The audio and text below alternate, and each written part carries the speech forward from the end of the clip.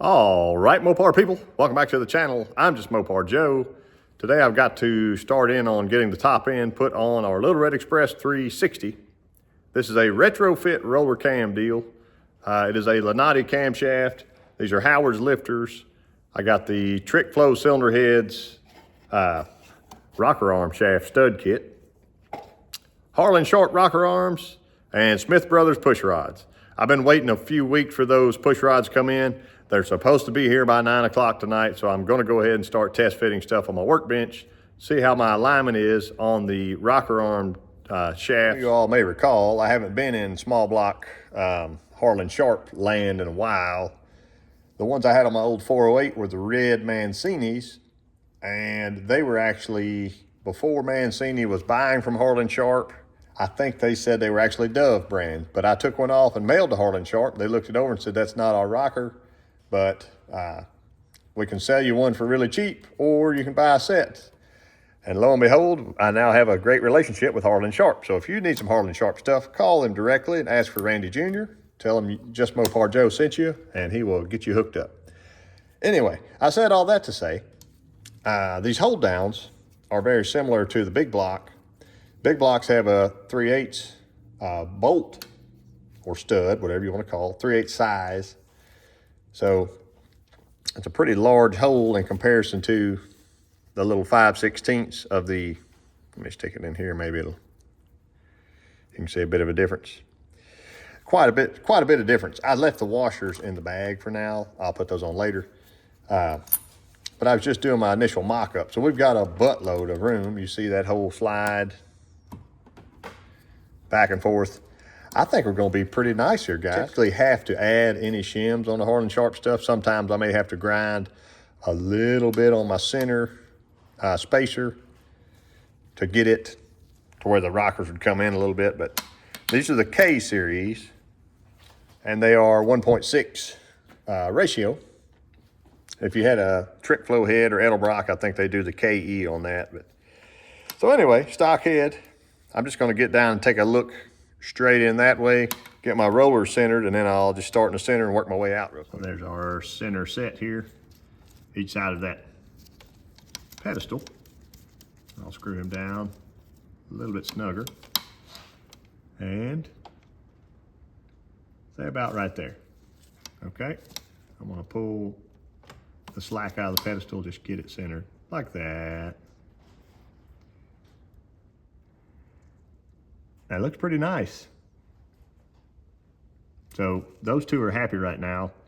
I mean, obviously they engineer the stuff so they would be centered if everything is happy and all that jazz. We got to have a little bit of side play. You can see that there.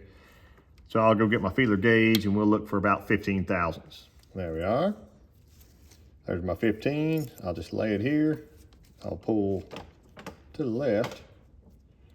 Just put that down finger tight best I can. And I'll just check back. I think we're really happy, especially when they get a little pressure on them. Boom and boom. Now we got a buttload of room over here. I'm gonna say right there. Here, that one's nice and tight.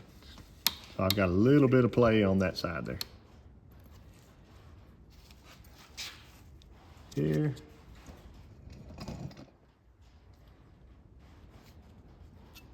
Yeah, looks pretty good. Let me scoot our end in.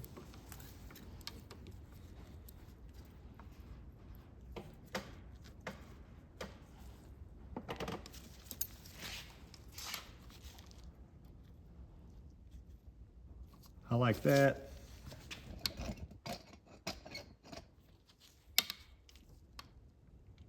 And I think I like that. I don't think there's a shim thin enough that I could stick on this side, maybe a 1,000th or something. That's ridiculous. I've got a shim selection. I think my thinnest is 5. So if I throw 5 in here, I think that would probably move my roller over too far. I think we're pretty perfect right now. So if this side's gonna be happy, I'll run through and check here. This is just a preliminary deal. It's nothing set in stone, but if you don't check stuff, You'll never know. See, we're happy there. Kind of all the way against our spacer. That's nice. Pull that over.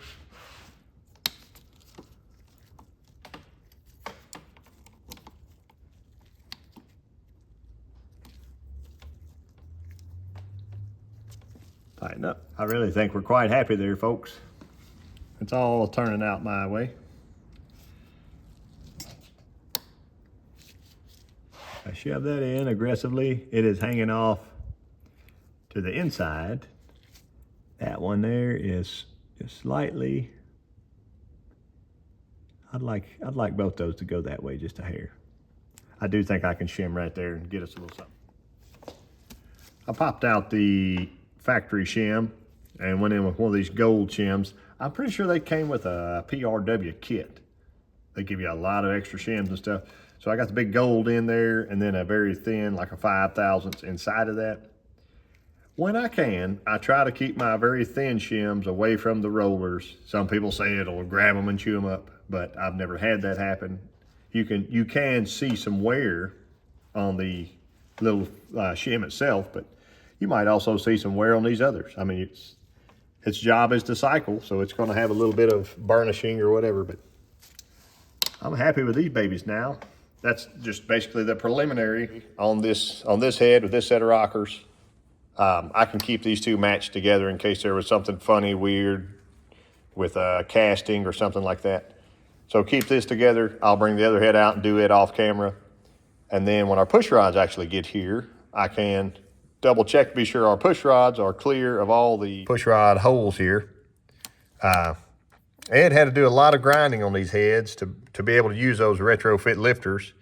And that's the main reason why I didn't bolt these back down yet. I need to see with my own eyes that everything's clear and happy. When it's all mocked together with the actual correct length push rods in place in every single hole, if there's a problem, I can pop the head off. I can bring it out here and tape it up versus having to try to grind it on the engine. That's a no-no. And I do think it's worth a mention. After I know everything's happy, push rods, rockers, shafts, shims, everything's happy, I will pop one side off at a time. I can bring them out here, disassemble, and clean. Because these things right now have a little fuzz on them. The shaft itself has these little plugs in the ends, Allen-headed plugs. I pop those out. I take the shaft all the way off. I wash the shaft. See, I've got my lacquer thinner here. Wash it, wipe it off, blow it out, brush it out. I've got my Goodson brushes here, okay? Brush it out and get all that old funk out of there, any casting flash, any machining goo, whatever you want to call it, it's got to come out. So here's our happy little engine. I can set these lifters in here without dumping them. Somewhere, that'll work. So I've had these lifters soaking. The oil holes I poured in the top. This is Amsoil, that's why it's red looking like that. Got to soak the lifters because they have little needle bearings in there. If you look, the backside of that roller is just barely wet. So we can even work those dudes some more. Stick them back in, roll them around. Be sure everybody's happy before this thing fires up. In order to get oil into there, it's got to be soaking, okay? Lifters in and oiled, and look what showed up. These are the cutest little baby push rods I've ever ordered in my life. 6.435 length. Cup and ball. There's my order number. If y'all need to steal this link for something of yours, go right ahead. I won't tell anybody, but you'll probably have a different stack. So I'm just warning you right now. But there's my hand. This thing is not as long as my hand. Here they are. So let's get some heads mocked on. I've made it to this point. And I've got to do a little bit of herding cats here, if you know what that means. So my push rods, they appear to be very, very, very clear. I'm gonna zoom in. So step one, check for push rod clearance. I'm gonna have to do that multiple times. Reason being, these lifters aren't pumped up yet. When they pump up, the way that crazy angle is right now, And this is tie bar down. I asked an engineer and was told, tie bar down on these. I know that's not normal on a lot of stuff, but that crazy angle is gonna push that push rod upward. Also, I've got to lash these valves. I just left them, they came out of the box without a thread showing. So that's kind of what we would typically like. Some are loose, some are not. I want to lash my valves. I've got to set my side play left to right so I can turn the engine over, relieve the stress on this pair of rockers, and then loosen, set the side play. So I'll probably start on my inside, if that makes sense. Set my inside, rotate, and I can ping pong back and forth a little bit. But once that's set, ideally, this is going to be there forever. This is a hydraulic roller setup, so it's not going to need relashed ever again unless the lifters are noisy or something crazy goes on, a lifter failure, etc., etc. But we're going to make believe it's never going to have to be done again. So that's where I'm at right now. So I'm going to do a preliminary lashing right now so that I can turn over after that and double check all my push rod clearances. I can see, since there's no intake on, what part of the lobe we're on, and all I'm doing is going down the line. I got my nuts loosened off, a couple threads, so I'll know which ones have been touched up or not. So I'm trying to do the minimum amount of rotations as possible. We have lube everywhere we need it, but you know, just to sit and crank an engine over by hand 1,000 times is probably not good for it. So I'm on the back side of number 2's exhaust, and all I'm doing is looking for zero lash. Right there. You can spin. I don't have any lube in these cups right now because I have to take, remember, these rockers come off. I can put my lube in there, probably my Goodson engine gel, something like that, or Mr. Race gel, excuse me. So I'm to the point of zero lash. I'm pointed about 1 o'clock. So I'm doing a full turn of preload on these babies. And there you are. That one is done. I know it's done because I screwed that nut down. And once I get them all done, I'll come back. See, I'm on the back side of that lobe as well. I can go ahead and do him. But yes, I'll come back and tighten my nuts up here shortly after I do my quick feel. That's it. Full turn around, stop. Screw the nut down, let's keep going.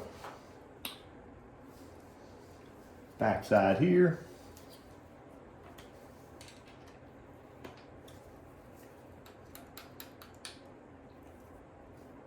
There's zero. Full turn, stop. Ed and I talked about this. I do believe it's going to make this lifter set up a little bit quieter to have a full turn of preload. If I don't like it, I can always add more or less.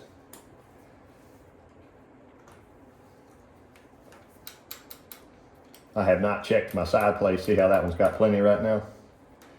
I'll check that on my final install on that side, but I've checked it in the workbench, so it shouldn't have changed much. And I've got so much adjustment under those. These are all torqued down.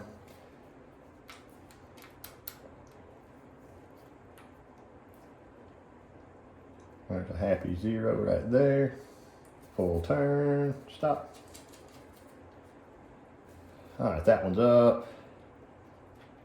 I haven't done him yet, that one's up. That one's almost on the back. Now it is. Swap right over. We're loose. We're zero. Full turn. Tighten it down. Right here. Backside. They were all fairly close. And probably would have been fine for a mock-up deal, but there's zero. Full turn. There we are. I need him and him. Yep. It's the back side of that load. Same old blues, just a different day.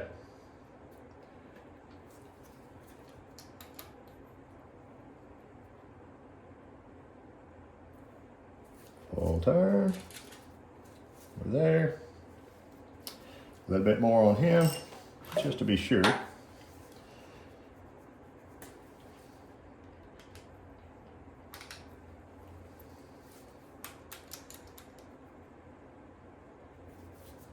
There we go. That side's done. I need to tighten my nuts up, both sides. So this one will be hard to film, but I'll do my best. I got a mile of room around that. It looks really nice, but those holes had to be opened up quite a bit. And if you watch it as I turn her over, coming up.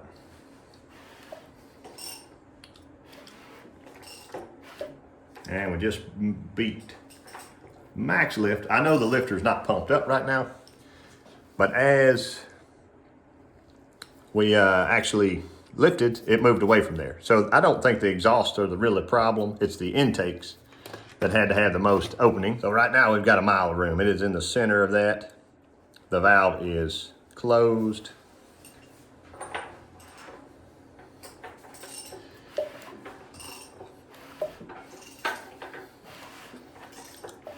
And we are at max there. So again, it just moved it further away. Lots and lots of room, so all that looks good. I'll go down the line just very quickly and check every one of these. I don't have to film that because it'll be a waste of your time and mine. So I'll double check everywhere. We should be good to go. I'll be able to pop these rockers off, torque the heads, rockers back on, set our side plate.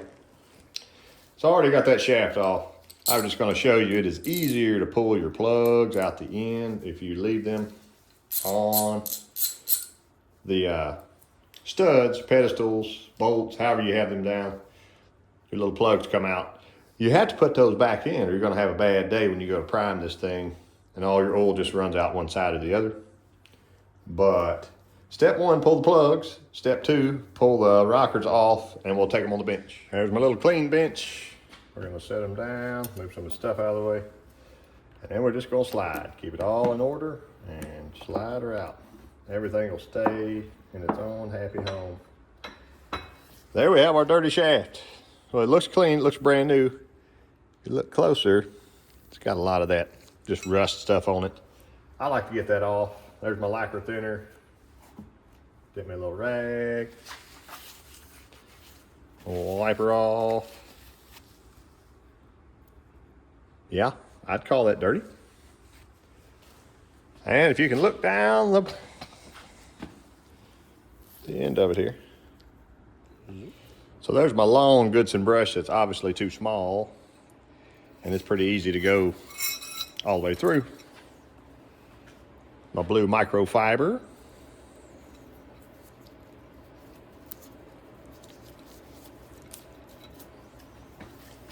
I'll dip that baby in my thinner. I won't drip it on the rockers. And then we're just gonna pull her through like that.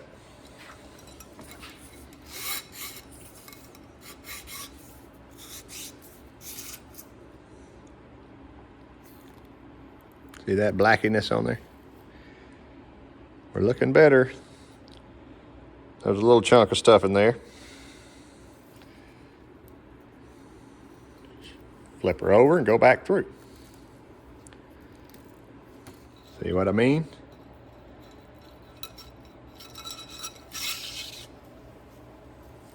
Just repeat until we're cleaned up. Now we go right back, just like we came off. Harland Sharp has holes on top and bottom. They're exactly in line with your stud holes. Doesn't matter how they go on. There's no up or down on the shaft. Everything matters, but let's just say we can keep our shims exactly like we had them. That one fell over. Like that, like that.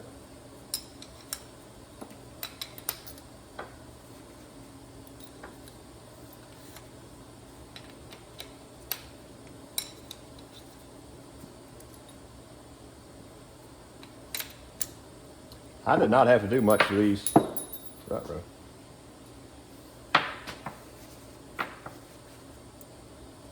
I did not have to do much to these shim sets, any of the spacers. It's all pretty well adjustable. Wipe that baby off. Set her here. A couple short zip ties. Put here. Put here. There we are. Here's our little oil bath I have going on. So I'm going to lay these best I can in here with those. Give them a little bit of spacing, just for funsies. That's literally a piece of plastic inside of the original rocker arm box. I got to pour at least one more quart of oil on, maybe two. Going with the AMSOIL this time. Once again, it's pretty good stuff.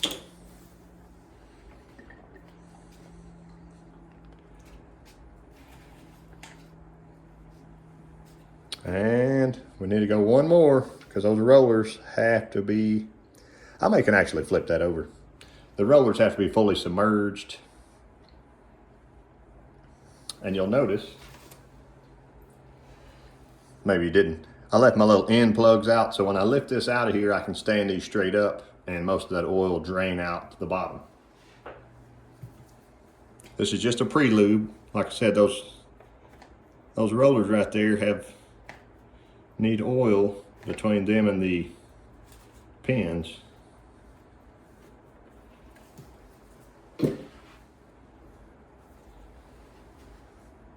Now, all my rollers are submerged, all those are submerged. We gotta let these babies soak before we can put them back on. And don't forget to put in your Johnny Mopar plug here. It's at the end of this oil lifter gallery. And if you leave it out, you can prime and have pressure, but you're gonna have very, very low pressure when it's running because it just kind of gets there and loses it all for you. So be sure that dude goes in. I just put a little oil on mine and give it to tighten up. I've heard of people going out of the way and drilling holes in the center of these.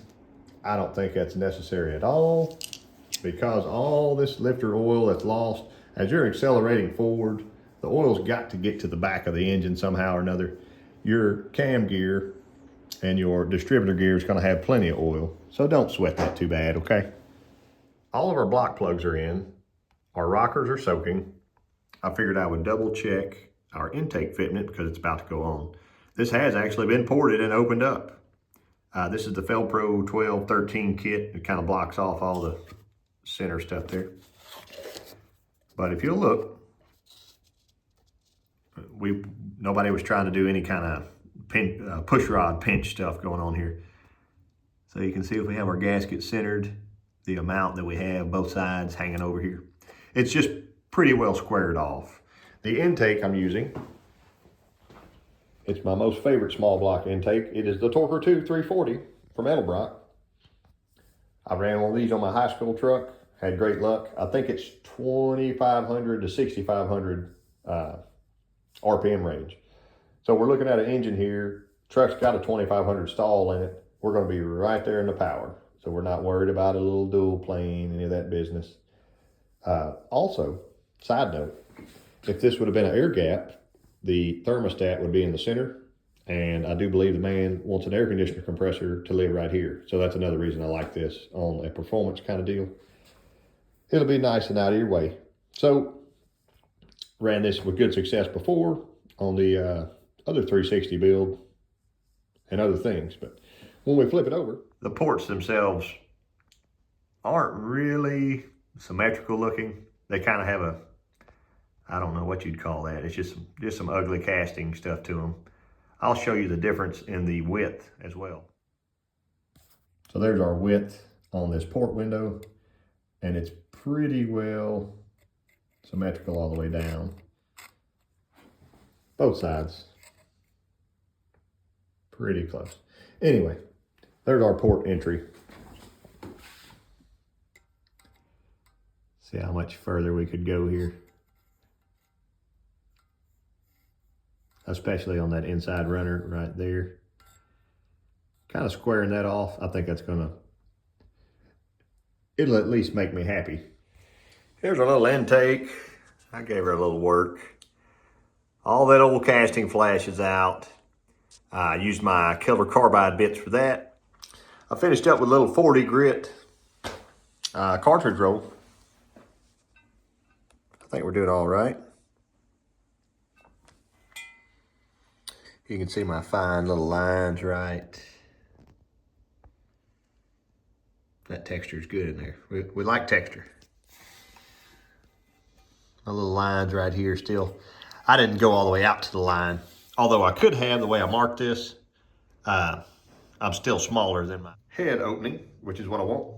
I ran over that with a flat file, just to be sure there was no raised edge or anything like that. And then in the plenum, I just kind of did the same thing. I didn't reshape or go crazy or anything like that, but we wanted it to be nicer, and I think it is. Casting flash is gone. There was a couple big casting boogers in there. I didn't do anything to the floor, obviously, but just left it nice rough texture, and I think it is. That looks a little better. Rocker arms are on. They are torqued down.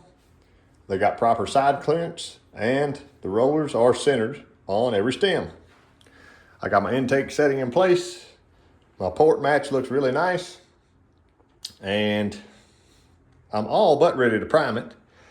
I'm actually embarrassed to tell you this, but I don't have a single Mopar oil filter on the whole place. I looked for 30 minutes because it would take me that long to go to town and back. It is officially prime time. I borrowed Rick Siemens' fancy screw-in gauge because he left it here. He couldn't tell me not to. I got my little primer tool back here. I can use this and be careful enough it's not going to touch the bushing itself. And I remember on a small block, we got to go clockwise. In a big block, you go back in time, so that would be reversed. I never know what's going to happen on prime time. If I'm going to flood the floor on both sides, if I have to turn it over. But we'd like to see oil get to both rockers before this is all said and done here. Let's see what happens.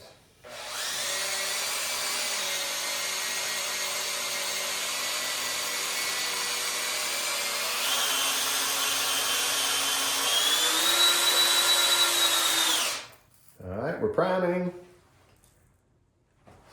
Nobody's leaking yet, that's good. I hear somewhere a little bit around our lifters.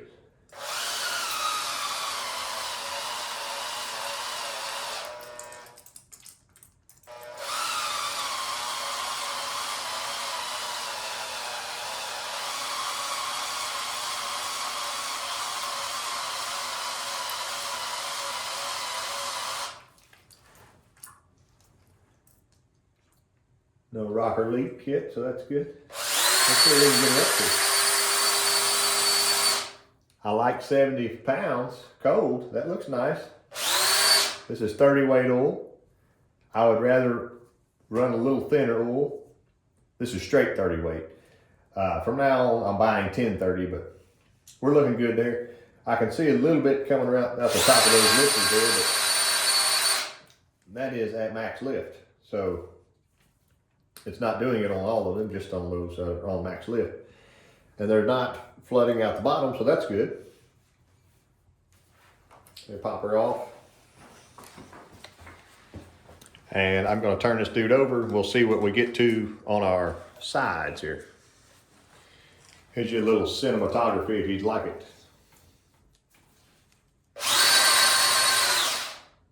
Look at that. It's not flooding the floor, but it is certainly flowing.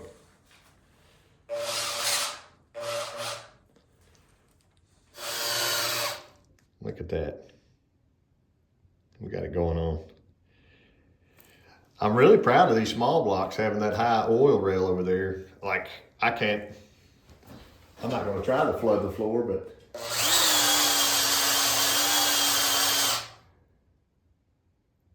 can get close. If I keep holding that drill down, it will.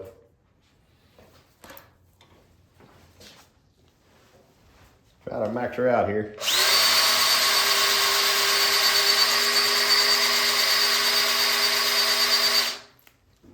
About 68. I'll just set her on for now. Waiting on my valve covers come in from Mancini and a few smalls. Other than that, we're ready to rock. Before I bolt this down, I've got to paint it. I like the KBS cast aluminum paint. I always paint my aluminum intakes. That way they have a nice bright shine to them and they don't get like that white chalkiness next year. So there it is for now. I got one more the rest of the day for our rocker arms to finish soaking. And then I can slip those babies on and we're a little closer. Thank y'all for watching. And here's our Little Red Express 360.